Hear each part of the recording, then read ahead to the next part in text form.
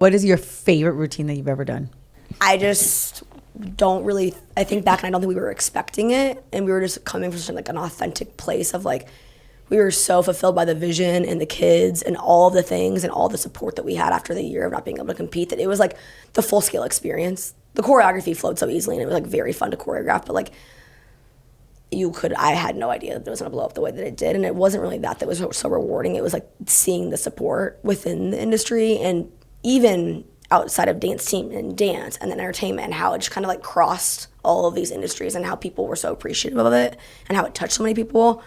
And that feeling of like being called in semifinals that we were in first place, like I don't think anything will ever top that, because it was just like, I was like top three. And then I was like, oh my God, we're like, they called second and it wasn't us. And it was just such a special moment. I feel like, I'm sure probably you can relate with, like once you win, not to sound ungrateful, but it shifts the paradigm of like feeling like, okay, like now we have to outdo ourselves and like keep on. Yeah.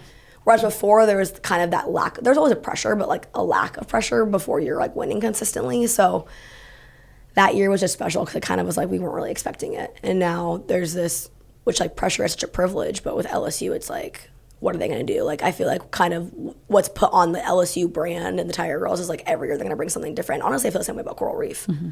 But it's like always innovating and evolving and pushing the envelope, and whether that's received well by judges or not, that, you know, is I feel like independent from what their purpose is in the industry. And so it's like, what are we going to do next? How is it going to be new and fresh and still authentic to us? And so Like a Boy stands out, but also Fallen really stands out to me, and Caught Up, to be clear. But it's because that process, like the same thing as Like a Boy, the process was so seamless that it felt so enjoyable, and like the creative process. When you can like enjoy that part, that even though it's so stressful, it just kind of like separates, I think, the competition part of like, okay, this was so fun. Yeah.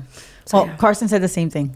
I'm not surprised. I'm not surprised. She's like, I can't pick one, but it was really special. It was, I think, so shocking, the response, that we were like, still to this day. I mean, it hasn't gone away. There's sororities that are doing it still. Yeah. I'm like, this is crazy. Yeah. Like, how many years? 4 or 5 years later? Like 5, 6, I don't know.